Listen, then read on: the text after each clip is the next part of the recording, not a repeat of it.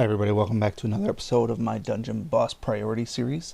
Today we are doing the long-awaited analysis of casters. As you can see from the start, we have 11 casters to begin with. So there's kind of a skewed, dispersion of these casters. Most of them are indeed water, and we only have one nature caster, and then we have a couple of fire and a couple of dark ones.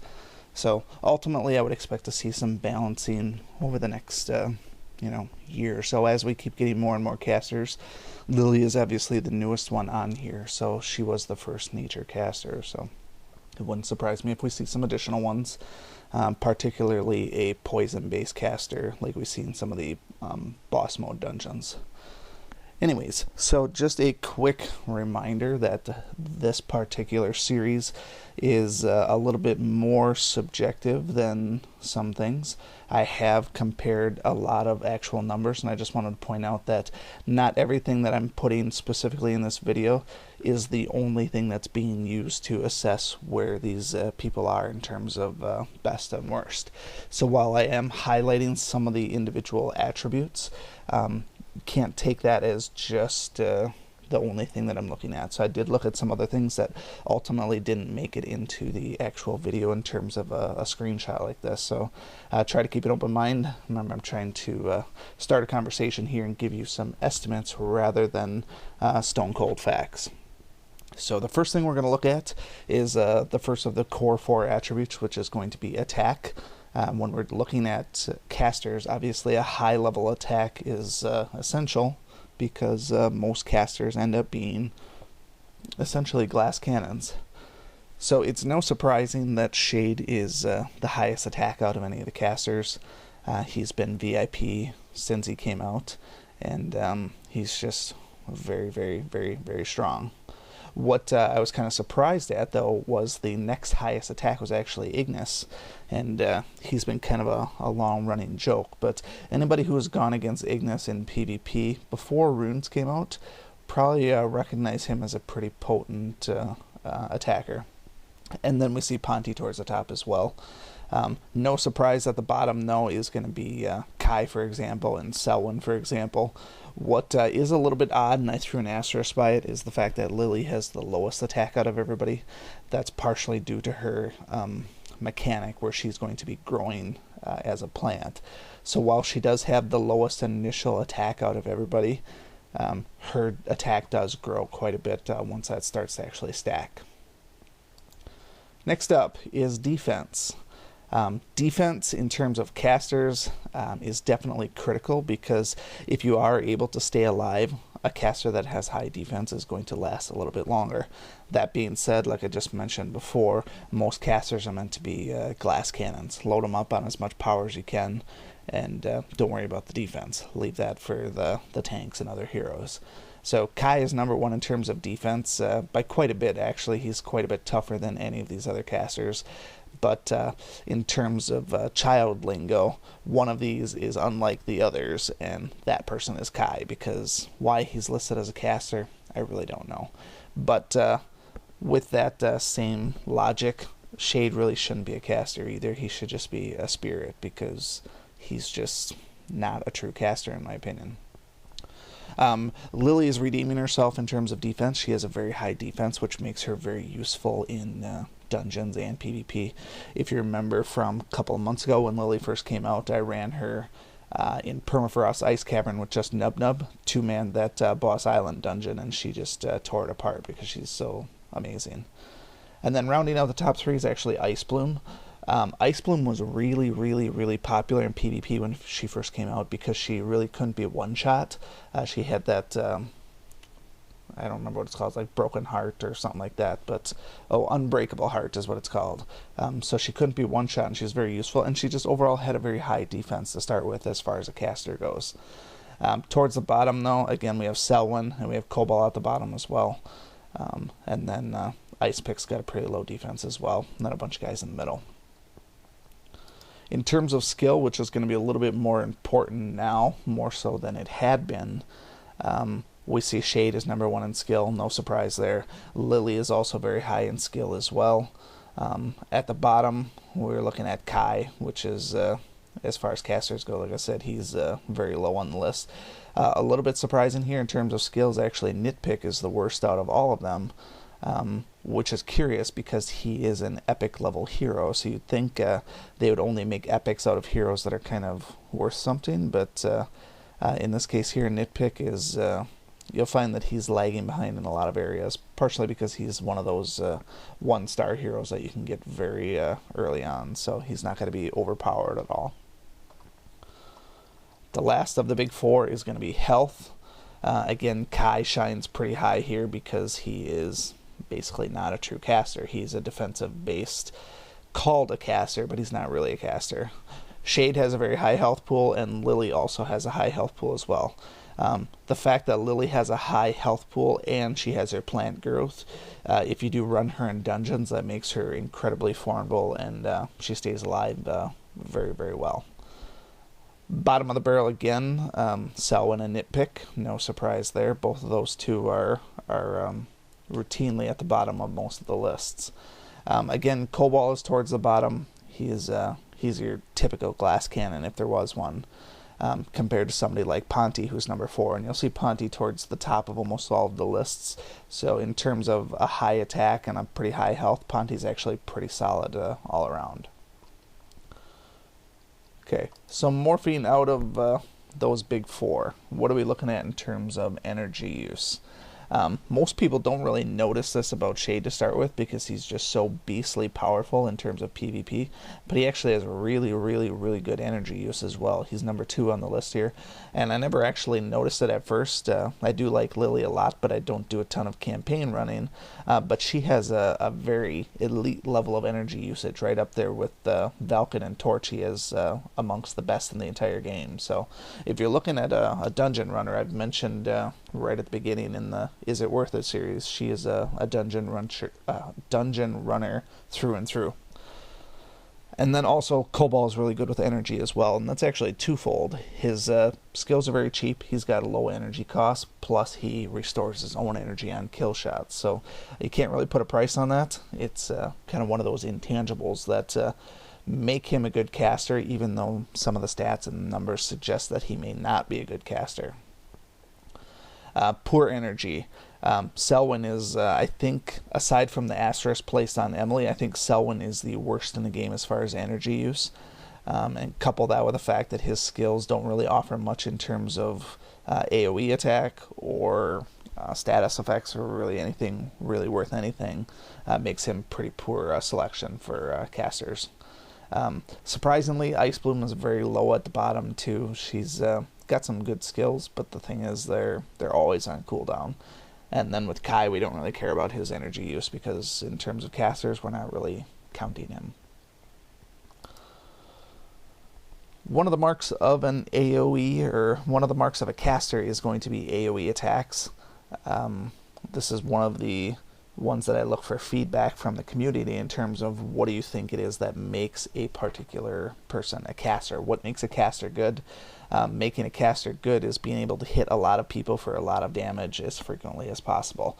This is where Cobalt stands above the rest. He is the only hero in the entire game that actually has 3 AOE attacks. Every one of his attacks are AOE based, which for a caster I expected more of them to have multiple AOEs, but if you look at them, only 3 other people have multiple AOEs. One of them's Lily, which she's awesome. Theron is okay, and Kai's, both of his attacks are garbage. Now, obviously, I've seen Kai kill some unsuspecting Torchies in PvP with his first attack, but you're not using Kai to dish out damage. You're actually using him as like an anti-caster caster. So, if they wanted to beef up somebody like Selwyn, obviously they could give him more AoEs. That would make him a little bit more useful, and at least it would balance out his energy costs. If it's going to be that expensive to use him, he should at least have 3 AoEs like Cobalt does. Same with Ingus and Nitpick. Both those guys are pretty strong and they have burn mechanics, but they could only really hit the masses one time, and that's a little bit disappointing as far as a caster goes. At the beginning of the video, I said Shade should probably be not really considered a caster either because he doesn't have any AoEs. I threw a couple of big asterisks next to him because while he doesn't have any AoEs, his third skill, when he can possess somebody, he pretty much has anybody's AoE anywhere that you run into. So while he doesn't have a dedicated AoE, he technically could have as many as 3 if he did possess somebody like Cobalt. So something to keep in mind, but I did mark that against Shade in terms of overall efficiency, because when we're marking somebody as a good caster, we need to keep that in mind, and he does not have any AoEs, so that's technically a strike against him. One of the other ones that was a contributor from the community, gosh, I can't talk today. I was looking for items that make a good caster, and one of the things that came up was the ability to do extra damage. So all of these individuals here have some sort of a mechanic where they're doing extra damage, and so that can't be overlooked when you're looking at the total damage output that a caster does. So for example, Theron has Armor Hunter. He does more damage to armored opponents. Lily will also do more damage to armored opponents. Ice Pick does more damage as health goes down. Ingus does more damage to burning, and so on and so forth.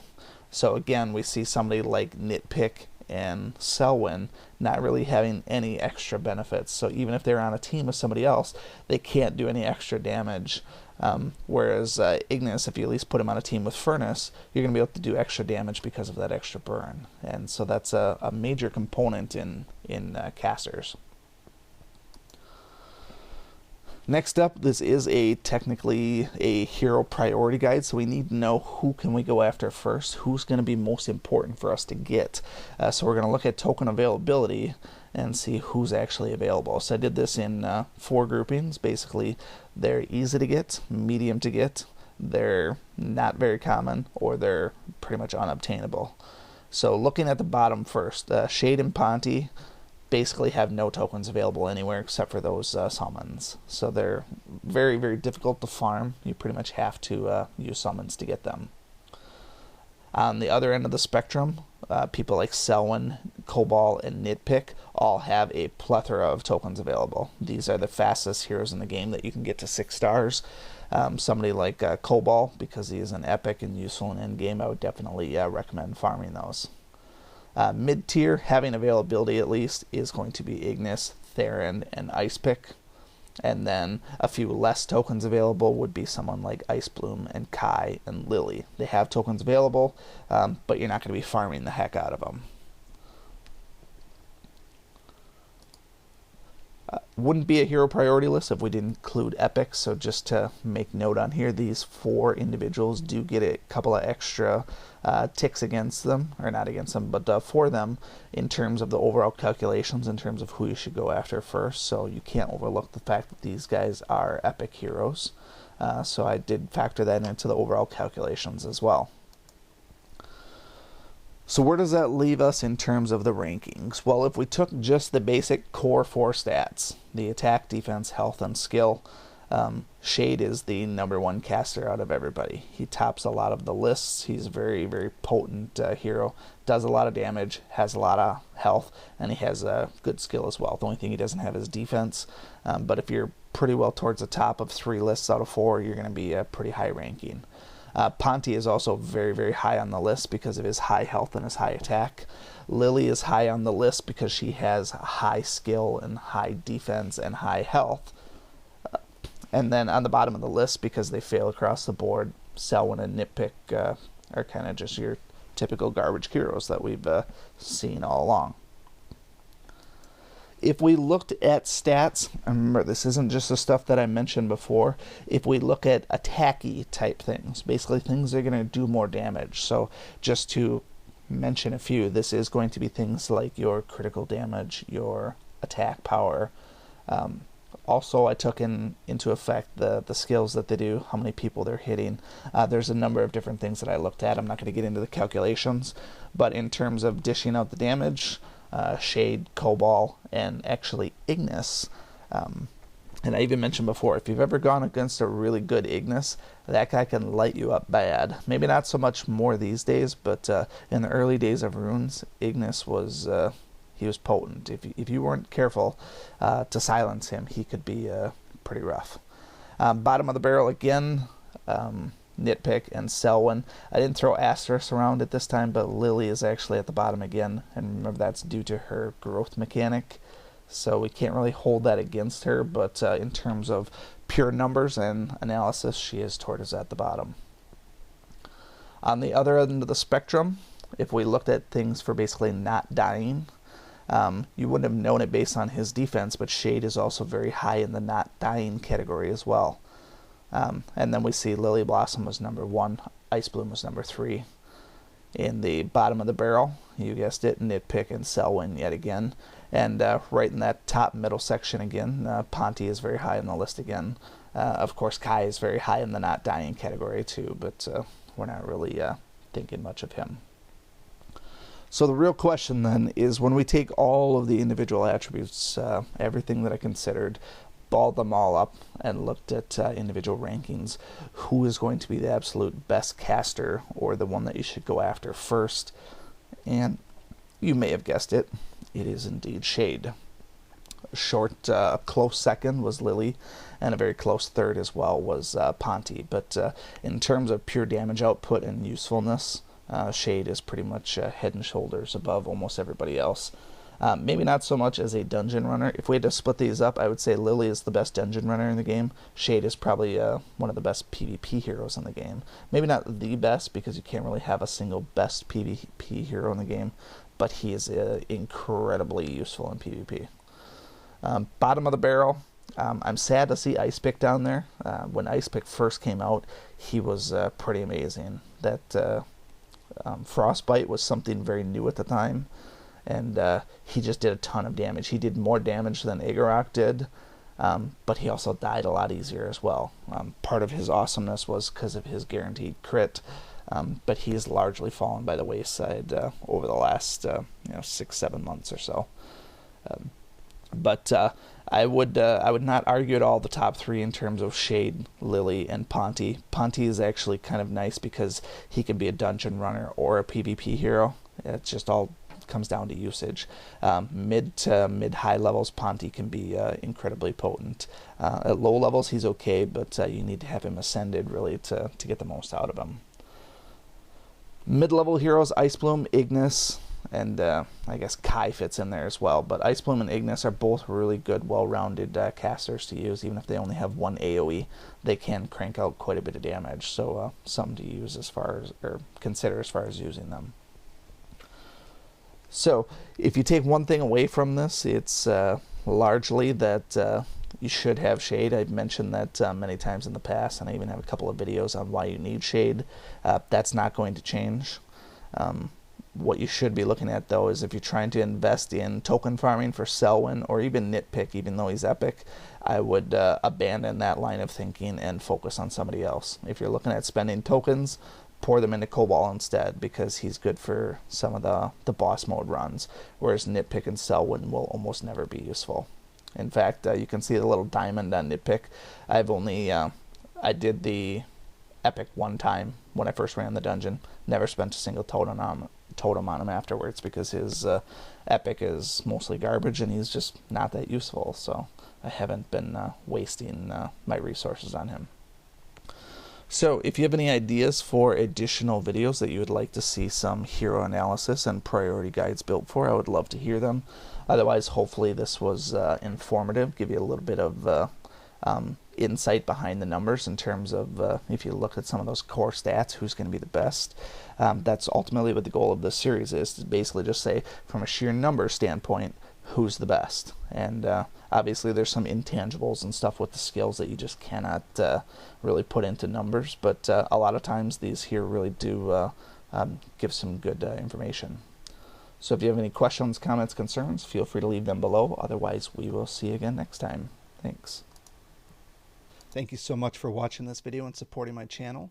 If you like this video, please show your continued support by hitting that like button, and be sure to check out both my YouTube channels for new content all the time. And always remember, peace is a lie, there's only passion. We'll see you next time.